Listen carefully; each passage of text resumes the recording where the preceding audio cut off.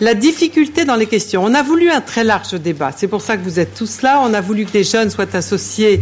C'est pour ça qu'ils sont venus nombreux. On en a une 50aine avec nous. La difficulté va être de voir, vous voyez bien qu'on a séparé notre colloque en tranches quasi napolitaines. Donc la difficulté pour vos questions va être de vous tenir à ce programme. Car tout à l'heure, nous allons aborder le droit de l'embryon. Très bien. On évoquera la gestation pour autrui la prochaine fois ou le fœtus la prochaine fois. Donc là, si vous avez la gentillesse de poser des questions, et j'espère qu'elles vont être nombreuses, mais vous les ciblez sur les systèmes médicaux en place, en France ou à l'étranger, et les systèmes législatifs en France ou à l'étranger. Qui va avoir leur redoutable fonction de poser la première question? Est-ce qu'il y en a? Vous êtes abasourdi par les chiffres de Madame Merken. Madame.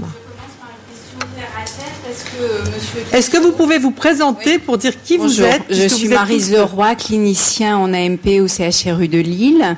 Je veux reposer cette question qu'a évoquée Monsieur Thépaut de la responsabilité d'un praticien français qui collabore à une AMP interdite en France pour que le couple parte à l'étranger. En clair, si j'accepte de prescrire des médicaments pour stimuler une patiente que la Sécu française remboursera par ailleurs, que je la surveille, que je lui fais courir les risques de la stimulation et qu'au bout du compte des effets secondaires ou des accidents surviennent, je suis responsable, condamnée ou si tout se passe bien et qu'un enfant naît mais que j'ai collaboré.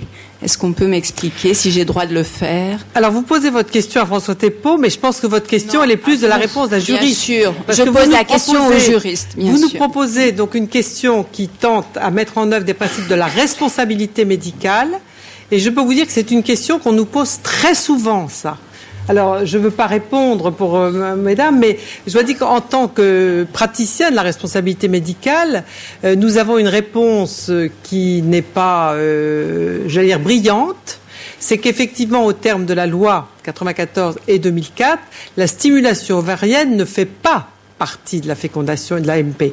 Donc, on pourrait considérer que le médecin, là, est dans une pratique gynécologique qui ne relève pas de l'agrément et j'allais pas dire du carcan, mais des règles et des modalités de l'AMP. Donc c'est ce que nous répondons, mais nous nous empressons de dire que si il y a un problème, s'il y a un risque avéré, s'il y a des dégâts qui surviennent lors d'une stimulation ovarienne, on se retrouve dans la responsabilité normale d'un gynécologue qui prend une initiative normale vis-à-vis de sa patiente. Et je m'empresse de dire, et je pense que des gens, des cliniciens beaucoup plus autorisés que moi le diront, c'est que si on aborde un tribunal, une responsabilité devant un tribunal sur un problème comme celui-ci, on ne va pas être accueilli chaleureusement.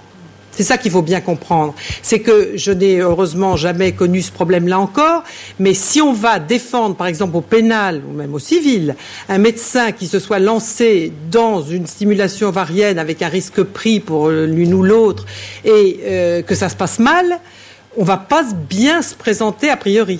Donc vous voyez, ma réponse, elle est basique et elle est très humble parce que je ne suis pas très fière de vous la donner comme ça. Madame Dreyfus-Etter, est-ce que vous avez quelque chose à ajouter sur ce problème de la responsabilité? Je suis tout à fait d'accord avec ce que vous dites. Simplement, il y a deux problèmes. Il y a le problème d'une activité qui est réglementée en France. Et donc, comme vous le dites, dans le cadre de la stimulation ovarienne, on n'est pas dans le cadre de l'activité réglementée. Donc, c'est pas du tout interdit de faire de la stimulation ovarienne sans entrer dans le cadre de l'activité réglementée. Mais il y a un autre problème, c'est le problème du droit pénal. C'est-à-dire qu'il y a certains comportements qui sont des infractions en droit français. Alors, quand un comportement est une infraction en droit français, par exemple, dans la maternité de substitution, celui qui servirait d'intermédiaire entre et à but lucratif, c'est-à-dire avec un motif pour de l'argent, celui qui servirait d'intermédiaire entre la mère porteuse et les parents d'accueil, il pourrait être poursuivi. Mais encore faut-il que l'activité ait eu lieu en France. Et donc, sur le plan du droit pénal, la difficulté, elle est là, c'est que si le médecin se borne à intervenir en tant que praticien qui fait de la stimulation ovarienne, alors là, on est tout à fait dans ce cadre-là. Là où on pourrait imaginer un problème, c'est le médecin qui systématiquement participe à quelque chose qui pourrait s'apparenter à un trafic.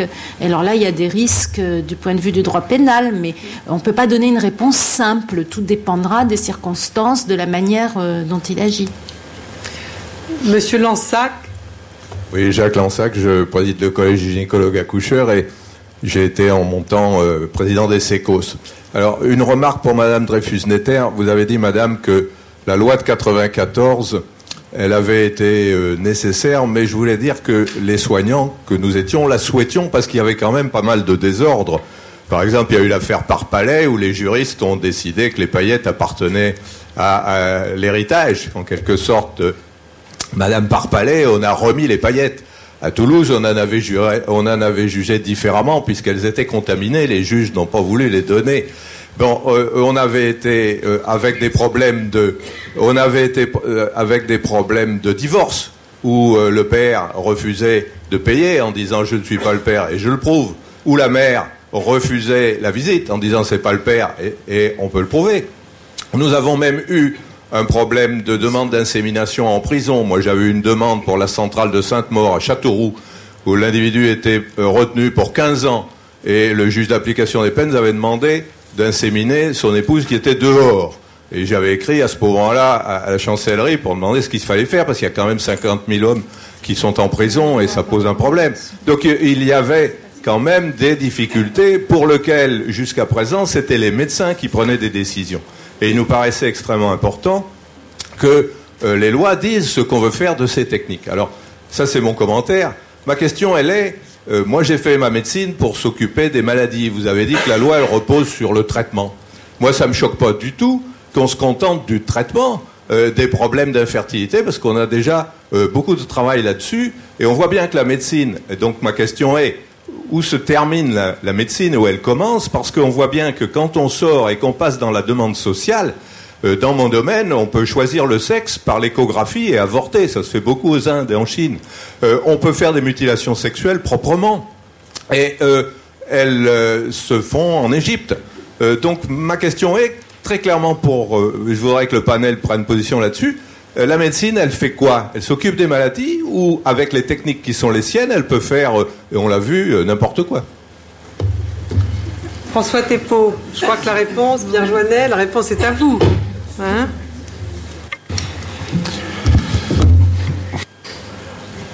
Je crois que je l'ai dit. Voilà, non. Bon, là, ça marche? Ah, bah, pardon. C'est rouge, c'est bon. Oui, c'est ce que j'allais dire.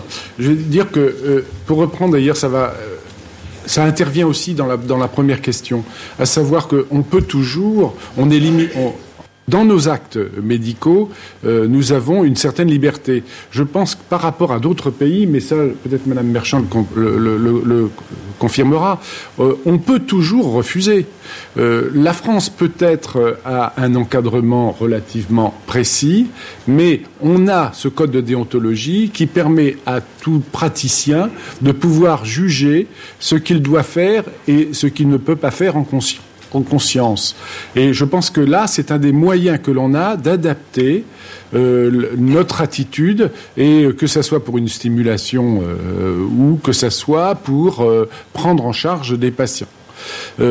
Par insémination, moi j'avoue que quelquefois il y a des indications que nous avons refusées. La deuxième réponse, c'est que je ne me vois pas le faire tout seul. Nous l'avons vécu en diagnostic prénatal, puisqu'on a un certain âge, et que l'expérience nous a prouvé qu'on n'arrive pas. Et que je trouve que de plus en plus, il y a des organismes de concertation, et je dois dire que je participe à un établissement qui existe depuis 2 ans, l'Agence de la biomédecine, et qui, j'espère, pourra permettre de favoriser des prises de position ou des prises de décision par le biais de bonnes pratiques ou par le biais d'autres textes qui limiteront et feront qu'on restera dans un cadre consensuel. Alors vous allez me dire, est-ce qu'on consensuel, c'est forcément médical? On donnera l'orientation qu'on peut, mais je crois que je ne vois pas d'autre solution et décider par la loi de ce qui est médical et non médical me paraît un peu lourd et me paraît un peu dangereux. Voilà. Donc je m'oriente plutôt vers ce type de réponse et de discussion. Mais souvenez-vous que même dans l'affaire Parpalais, le juge a renvoyé aux règles déontologiques du médecin. Donc ça, je crois qu'il faut que ça pèse dans notre débat de façon très claire. Le médecin, envers et contre tout, relève d'un article du Code de déontologie médicale, aujourd'hui codifié dans le Code de la santé publique, qui explique et pose bien que le médecin n'intervient que dans le cadre fixé par la loi. Puis après, bien évidemment, on improvise en fonction des données médicales. Monsieur Joannet. En fait, la médicalisation de la procréation conduit inéluctablement à faire des choix. La question qui se pose est de savoir si ces choix sont des choix purement médicaux ou ce sont des choix qui ont d'autres enjeux que les choix médicaux. D'abord, il y a le choix d'avoir ou pas recours à la médicalisation. C'est déjà un choix fondamental. On est hors du processus naturel et on fait intervenir le médecin dans la procréation. Ensuite, il y a pour qui et comment. Et on essaie de mettre en évidence les enjeux. On a tous dans nos pratiques tout ce questionnement. Et d'ailleurs, souvent les juristes me disent il y a un cadre légal, et puis après c'est à vous de jouer, c'est à vous de faire ce que vous pensez possible selon vos critères et en conscience. La question, c'est quels sont les critères qui vont nous permettre de faire ces choix et avec quelles conséquences. En fait, dans cette affaire, il n'y a pas que les médecins, il y a trois catégories de personnes ou d'entités qui sont en cause. Il y a la profession, où il n'y a pas que les médecins, il y a aussi toutes les équipes, etc. Il y a les couples, et puis il y a la société. C'est intéressant de voir que dans certains pays comme les États-Unis, ce qui semble primer, c'est le couple. Le droit à l'intimité qui semble gouverner tout ça. Dans d'autres pays comme le nôtre, apparemment, c'est le médecin, mais avec la société qui encadre, etc. Moi, je crois que la vraie question, c'est celle-là. C'est quel choix nous faisons en tant que société pour organiser ce type de pratique. Et quelle est la place du médecin au sein de tout ça. C'est vrai que c'est pas anodin et c'est pas indifférent. Madame Merchant nous a bien montré que ce droit à l'intimité qui respecte entièrement le désir d'un individu ou le projet d'un individu, ça entraîne en même temps sur certaines pratiques, certains développements du marché sur lesquels on peut s'interroger aussi. Est-ce que, après tout, pourquoi pas? Mais pourquoi pas? Non, mais bien sûr, il y a toujours un enfant à la clé. Et la condition, c'est comment il va arriver et selon quel principe et selon quel choix fait au départ. Ce qui me semble important, c'est que, bon, on est un peu là aussi au cœur du problème. En France, on sent bien qu'il y a la loi du marché qui pourrait aussi se développer. Pourquoi pas? La question, c'est que ce soit fait en conscience. Et que si on choisit telle manière de procéder plutôt que telle autre, ce soit clair. Ce qui me semblerait le pire, c'est qu'on se débarrasse du problème en disant c'est le médecin qui va faire ces choix-là. Moi, personnellement, je suis médecin. Je pense qu'on est tout à fait prêts, mes collègues, à assumer nos responsabilités. Mais il ne faut pas nous investir de responsabilités qui ne sont pas les nôtres. Par exemple, je ressens très fort les demandes de certains couples qui sont hors normes sociales ou familiales traditionnelles. Ça ne veut pas dire qu'ils sont moins respectables que d'autres, mais ils sont hors normes. Quand une femme seule ou quand un couple homosexuel demande au médecin une procréation par don, à mon avis, il ne demande pas qu'un geste technique. À travers cette prise en charge par l'institution médicale, il recherche une reconnaissance sociale de sa démarche de procréation et une reconnaissance par le pays. Je ne crois pas que ce soit le rôle du médecin que d'être ce médiateur-là. Je pense qu'il faut que le choix soit fait clairement par la société et après le médecin, il sera dans son rôle technique. Je ne sais pas ce qu'en pensent les juristes ou les autres membres. Oui, moi je voudrais répondre à la question de Monsieur Linsac tout à l'heure. D'abord, oui, c'est parce que je suis allée très vite, donc j'ai pas eu le temps d'expliquer que effectivement il y avait des arguments qui l'avaient emporté. C'est ceux que vous avez indiqués tout à l'heure, notamment la sécurité juridique à laquelle tout le monde avait droit. Bon, mais sur votre autre question concernant le domaine du médical, alors bien sûr c'est pas aux juristes de dire ce qui est médical. En revanche, c'est aux juristes de dire dans quel cas on peut porter atteinte à l'intégrité physique de la personne. Et ça, c'est quelque chose qui est dans le Code civil. Quand on porte atteinte à l'intégrité physique d'une personne, il s'agit, d'abord, il s'agit d'une infraction pénale. Ce sont des violences volontaires. Et les médecins, évidemment, peuvent pas être poursuivis pour des violences volontaires si le chirurgien opère son patient. Pourquoi il n'est pas poursuivi?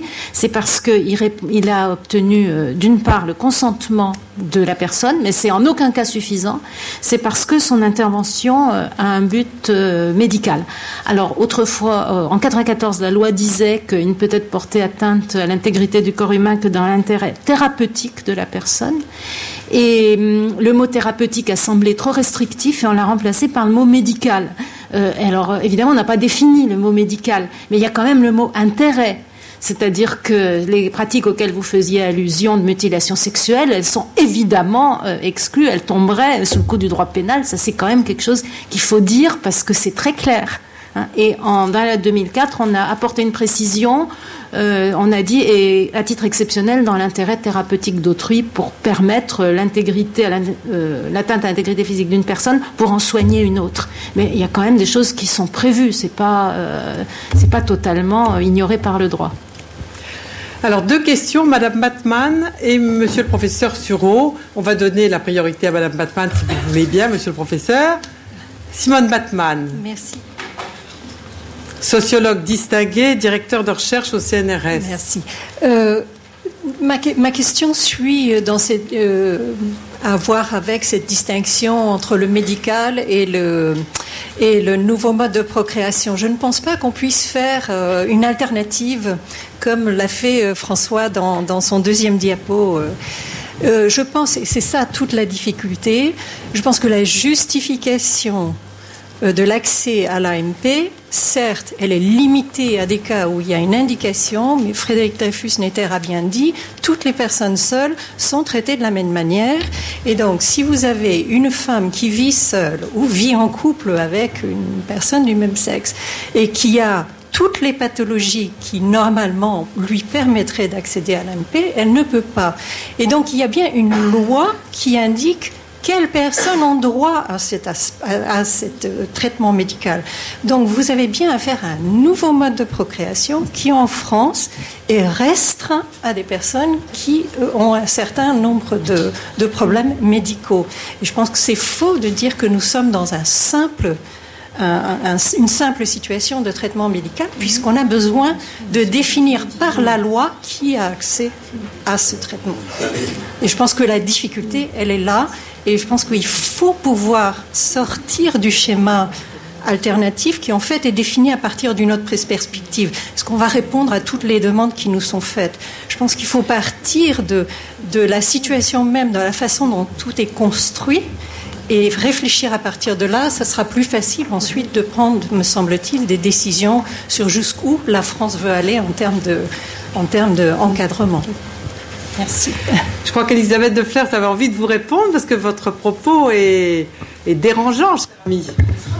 J'avais envie de vous répondre, j'avais envie surtout d'aller dans le même sens parce que je suis choquée depuis le début. On nous explique que l'infertilité est une maladie et une maladie qui donne lieu à un traitement. C'est un premier problème et à mon avis c'est un problème qu'on pourrait aborder. C'est pas une évidence que l'infertilité soit une maladie, que le droit à l'enfant soit un droit acquis pour tous les couples et toutes les femmes. Mais en tout cas, j'ai tendance à dire que si l'infertilité est une maladie, je vois vraiment pas pourquoi on ne soignerait pas les femmes seules. C'est invraisemblable. Mais j'entends bien qu'il voit. Mais je vous assure, monsieur, qu'il y a des femmes seules qui ont déjà vu des spermatozoïdes. Donc, je veux dire, c'est un problème social beaucoup plus important, où c'est un traitement, et moi je suis en droit de réclamer ce traitement, sous réserve d'être en âge de le recevoir, etc. Mais là, il y a quelque chose qui me choque dans l'appréciation, parce que le fait d'être une femme seule n'est pas en soi un empêchement à la procréation. Il y a des tas de femmes seules qui font des enfants. Et que la reproduction est sexuée. Nous ne sommes pas le cryptogame vasculaire ou les escargots sur hermaphrodite. Et donc il faut un mâle et une femelle qui entretiennent des rapports entre eux. C'est une J'entends bien, mais un mâle et une femelle qui entretiennent des rapports entre eux et qui sont mariés ne font pas d'enfants. Alors, stop, on arrête là, c'est comme ça. Mais il faut mieux dire stop, parce que si Madame de Flers et Monsieur Lansac s'embarquent là-dessus, on n'est pas sorti de l'auberge. Non, mais c'était simplement une observation. Mais je crois que c'est une constatation, mais c'est vrai qu'aujourd'hui, la loi dit un couple en âge de procréer composé d'un homme et d'une femme vivants. Donc la loi a pris la notion de couple. La loi a pris un parti vivant. Alors, Monsieur Sureau a posé une question, on va lui donner maintenant la priorité, et Madame Mécari, notre confrère, qui en a posé une autre, et puis vous, monsieur, après, voilà. Donc, voilà, on a encore un tout petit peu de temps. Moi, je voudrais tout de suite rebondir sur la discussion qui vient d'avoir lieu avec Lansac. Contrairement à Lansac, moi, je suis choqué par l'interdiction de procréation chez les célibataires. Et l'exemple, il est tout simple. En tant qu'accoucheur, j'ai travaillé pendant des années dans des maternités où il y avait en particulier du personnel féminin dont une grande partie était célibataire et avait néanmoins des enfants et les ont élevés merveilleusement. Donc je suis très choqué par cette interdiction. Mais ça, c'était parce qu'il y a eu cette discussion entre Madame de Flers et Lansac.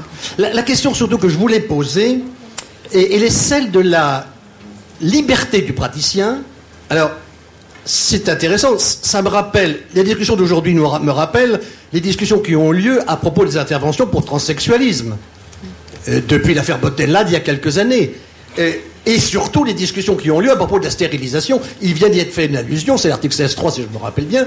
Et il est évident qu'il y a une évolution fantastique dans le droit français qui a autorisé des pratiques qui étaient jusque-là formellement interdites. Et ceci est extrêmement récent. Ce sont les lois de 99 et de 2001. C'est donc très très récent. Il y a donc eu une évolution considérable en France, nonobstant des pesanteurs sociologiques.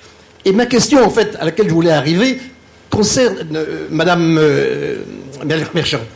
Je voudrais vous poser la question, comment est-ce que vous voyez, vous qui avez l'expérience, bien sûr américaine et française, comment voyez-vous le problème de la liberté d'action laissée au praticien lorsqu'il est un praticien américain? Autrement dit, on vient de dire qu'on a une très grande liberté de refus dans certaines pratiques. Est-ce que vous avez l'impression que la liberté de refus aux États-Unis est comparable à la nôtre, ou est-ce que les gynécologues américains sont, par exemple en matière de stérilisation, plus tenus par des habitudes, des pesanteurs, des influences sociologiques? Non, je ne pense pas du tout. Je pense que les gynécologues obstétriciens américains ont autant de liberté de conscience que les médecins français. Que ce soit dans n'importe quelle pratique, l'avortement, la stérilisation, le recours à l'AMP, chaque médecin américain est libre d'accepter ou non un patient ou de soigner ou non un patient. Il n'est absolument pas de situation dont un médecin souffre de cette absence de liberté, absolument pas. D'ailleurs, je trouve en France qu'il y a aussi une grande liberté des médecins. Je lis récemment les travaux de Mme Bajos sur l'avortement qui pose un certain nombre, l'accès pose un certain nombre de problèmes pour des jeunes Françaises parce qu'il y a, paraît-il, de plus en plus de médecins qui justement refusent des patientes et ces jeunes femmes se trouvent en situation de difficulté parce qu'elles dépassent les temps légaux. C'est quelque chose qu'on connaît aux États-Unis depuis très longtemps. Donc non, je pense que les médecins sont libres. Je voudrais juste très rapidement aussi, comme Mme Dreyfus-Netter, revenir sur cette notion de droit à l'intimité.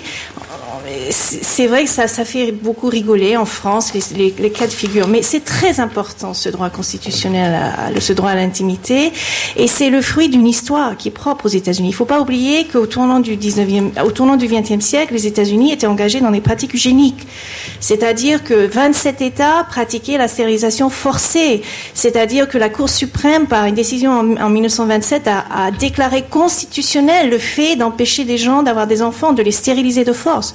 Et qu'ensuite il y a eu quelques décennies de retour là-dessus, et où dans les années 60 la Cour suprême a décidé autrement, en disant il faut qu'on mette fin à cette intervention de l'État dans ce qui est perçu comme étant une décision privée d'un couple, d'un individu, d'une décision entre un médecin et son patient, etc. Donc, ce droit qui a été fondé en 65 et réitéré en 73 est très important. Et il risque d'être renversé par une Cour suprême future.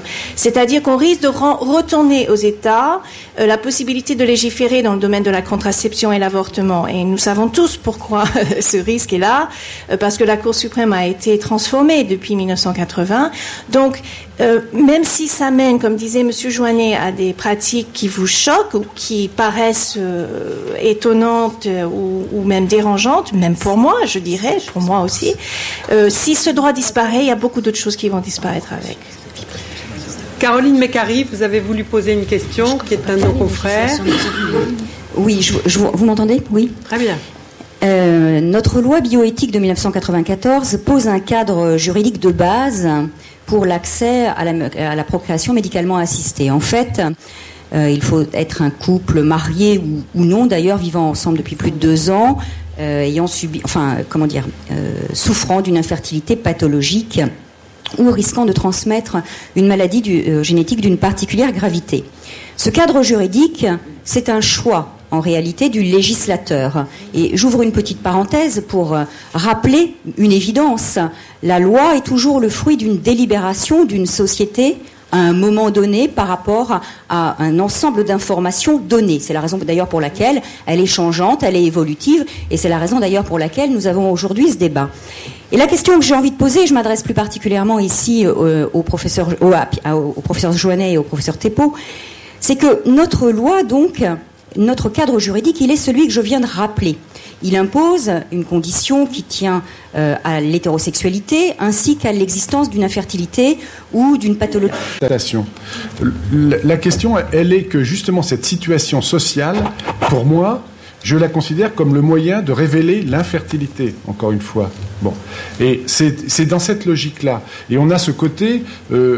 j'allais dire, on est un pays conservateur, je vais vous parler franchement, on est un pays conservateur, mais qui a mauvaise conscience. Donc on était partagé entre une situation pour laquelle il fallait, d'ailleurs pour la recherche sur l'embryon, c'est exactement la même chose. C'est-à-dire c'est un consensus, on doit supporter à la fois des tensions réactionnaires, et puis de dire quand même, ça existe, puis on n'est pas si mauvais que ça, on peut le faire, on a les techniques, et puis ça peut aider. Alors on enchaîne, et puis finalement on aboutit à ces espèces de constructions qui sont un peu compliquées. Et puis après, on peut changer de choix, on peut changer d'optique. Je ne peux pas vous dire pourquoi, j'ai mon opinion, mais je crois que ça n'a pas beaucoup d'importance. Je pense qu'on doit évoluer, voilà, et je m'arrête là. J'aurais une petite histoire à raconter là-dessus, mais on n'a pas le temps. Mais j'aurais bien envie de la raconter tout à l'heure. Monsieur là-bas, madame ensuite, ou madame d'abord, comme vous voulez. Mais vous êtes sûr que toutes vos questions ont trait à la politique générale et au grand système de droit qu'on vous a expliqué aujourd'hui, ou est-ce qu'il n'y aura pas des questions sur le fœtus, sur l'embryon, etc., qu'on pourrait reporter après? Modérez-vous dans vos questions, si je puis me permettre. Alors, monsieur... Je suis avocat au barreau de Versailles. Presque pas autoritaire, hein, mais il y a le timing, c'est ça. Ma question, c'est... si vous êtes prêt à rester tout l'après-midi avec nous, il n'y a pas de problème. Ma question rejoint la notion d'eugénisme que vous avez abordée. Et je pense qu'elle est plus centrée vis-à-vis de Mme Frédéric Dreyfus-Netter.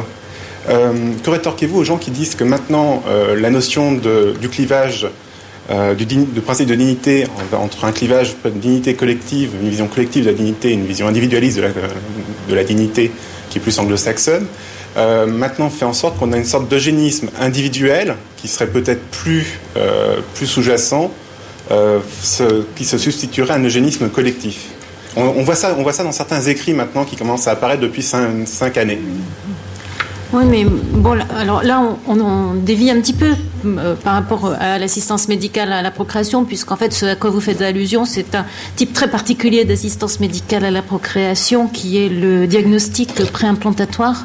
Donc, c'est une problématique qui est moins liée à l'assistance médicale à la procréation en soi qu'au diagnostic anténataux. Il se trouve qu'il y a une des formes de diagnostic qui nécessite une fécondation in vitro, donc un peu artificiellement, on peut raccrocher la question que vous posez, mais c'est un vaste débat, quoi. Il faudrait une journée entière là-dessus. Alors, c'était d'abord le mot eugénisme. Moi, je sais pas exactement ce que c'est parce que c'est comme la dignité. Il y a différents sens. Donc, il faudrait déjà se mettre d'accord là-dessus.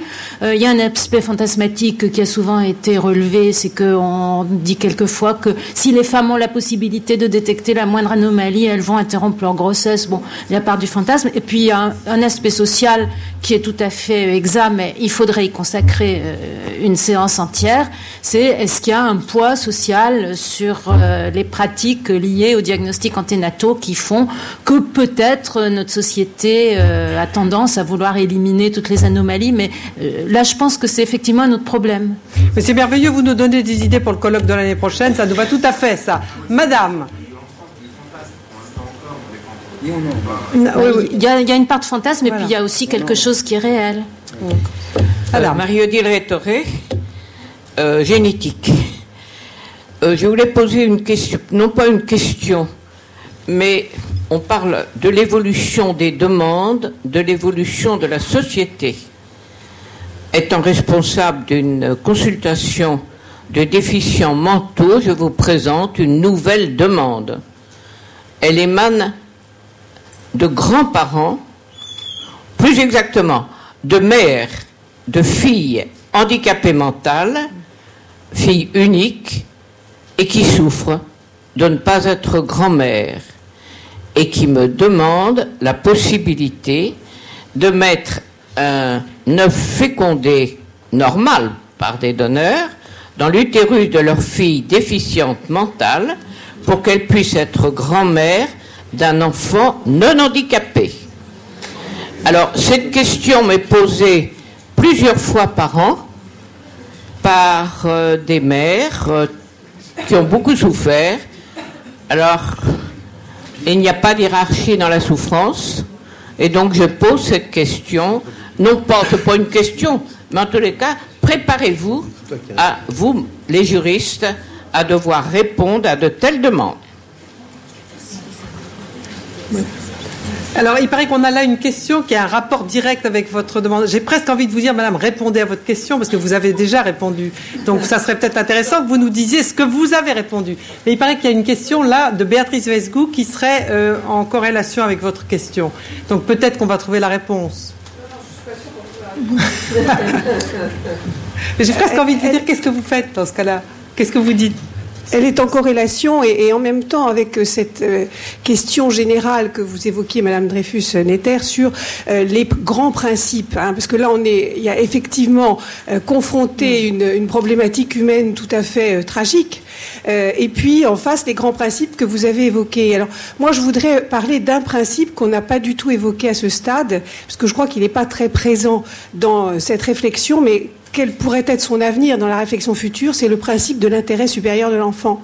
Oui. Est-ce que, à ce stade, on ne pourrait pas faire remonter cette notion de l'intérêt supérieur de l'enfant de manière anténatale? Mais ça, je crois qu'on en parlera vraiment dans la deuxième et la troisième journée où ce sera très très très présent. Mais je vous reconnais bien là, Madame Vesgou. Monsieur. Madame après, et puis après, je crois que c'est l'heure de votre, c'est la pause café qui prend un coup. Hein. Donc moi, si vous n'avez pas trop envie de prendre de café, ça va. Alors, monsieur là-bas, madame et madame. Oh là là, mais des mains se lèvent partout, c'est formidable, monsieur. Vous pouvez pas vous regrouper pour poser des questions groupées? Alors. Bonjour, je m'appelle Constantinos Drokas. Et je suis doctorant en tutelle aux universités de Cergy-Pontoise et à l'université d'Athènes.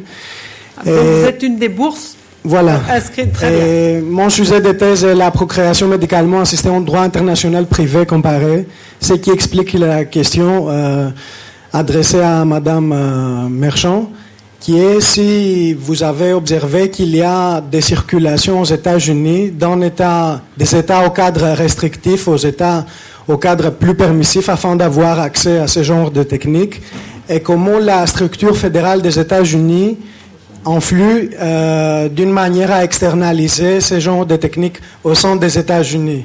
Et la deuxième question qui complète ma première question est comment les États au cadre restrictif ont-ils réagi, s'ils l'ont fait, afin de de restreindre ces genres d'activités. Merci. Donc l'interréaction. Oui, bien évidemment, il y a un downsizing, comme on dit, c'est-à-dire les États qui sont. Prenons la Louisiane par exemple, qui a une loi très restrictive, d'ailleurs beaucoup plus restrictive même que les lois françaises, la Louisiane et la Californie, qui sont les deux extrêmes dans ce spectre. Il y a évidemment des États qui vont interdire et des États qui vont autoriser. Mais dans ces cas-là, qu'est-ce qu'ils vont faire les couples? Ben, ils vont élire domicile dans un État qui est permissif, tout simplement, ne serait-ce que par une adresse d'une société fictive qu'ils vont créer. C'est très facile. Il n'y a vraiment aucune barrière législative nationale qui les empêche de le faire, et donc il n'y a aucun problème pour le vagabondage entre les États. Ce que les sociologues ont constaté, il y a beaucoup d'études là-dessus qui sont très intéressantes. D'abord, les juristes, évidemment, appellent à une législation nationale pour le recours à la GPA et pour tout ce qui concerne la commodification des gamètes, etc. Mais ça ne se verra pas le jour, parce que ça ira à l'encontre, justement, des deux amendements que je vous ai cités tout à l'heure, le 9e et le 10e, qui confèrent aux États la possibilité de faire leur propre politique publique dans le domaine de la santé, de la famille et du droit pénal. Et ça, je pense qu'on ne le verra jamais le jour. Par contre, il y a des études de sociologues qui sont très intéressantes, qui montrent qu'effectivement, là où les États sont les plus restrictifs, la population n'est pas demandeur. Et là où les États sont les plus permissifs, c'est là où on voit une concentration de personnes, de citoyens qui sont le plus demandeurs pour l'accès à toutes les techniques de l'AMP. Évidemment, la communauté homosexuelle américaine est très concentrée en Californie. C'est pas un hasard que c'est là où les lois sont les plus permissives, parce que le lobby des associations homosexuelles ont été très efficaces, se sont mobilisés, et donc un couple homosexuel qui habite dans le Kansas ou en Louisiane, ils vont partir, ils vont aller trouver un job en Californie, et puis voilà. Alors encore une question, parce que sinon on ne va pas y arriver. Par contre, ceux qui n'auront pas posé leur question, je vous propose, si vous avez le temps, dans la deuxième table ronde, on restera et puis on posera à ce moment-là les questions. Mais je ne voudrais pas qu'on bloque le timing de la matinée, parce que sinon, il y a certaines personnes qui peuvent avoir des difficultés. Alors, madame, on prend votre dernière question et après, Pierre va proposer donc les conclusions du questionnaire sur cette partie-là. Je m'appelle Agnès Noiset, je suis praticien hospitalier dans un centre de PMA. Je voudrais revenir aux fondamentaux et en particulier m'adresser à madame Dreyfus-Netter pour savoir au départ, dans la les premières lois de bioéthique, qu'est-ce qui a amené à intégrer dans le droit civil la notion de l'anonymat?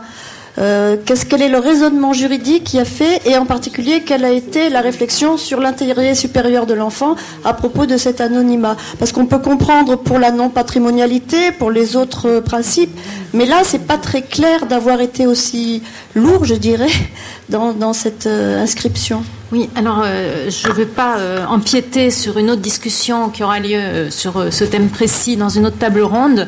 Donc je réponds juste au début de votre question, c'est qu'est-ce qui a amené le législateur à consacrer l'anonymat? Alors l'anonymat n'a pas été consacré uniquement pour l'assistance médicale à la procréation, c'était pas lié à l'assistance médicale à la procréation, c'était lié au don des éléments et produits du corps humain inspirés du système du don du sang. Et on a dit à l'époque que le législateur avait l'obsession de la gratuité, c'est-à-dire qu'en fait, ça a été considéré avant tout comme le meilleur moyen pour qu'il n'y ait pas d'échange financier. Et puis, c'est seulement en second lieu que ça a pris l'autre dimension, celle que vous évoquez, qui fera l'objet d'une autre discussion. Alors, une dernière. Je peux parler fort sans micro. Formidable, madame. L'intervention concernait plutôt les mères porteuses, si on veut. Ah, mais madame, c'est le sujet de la table ronde. D'accord.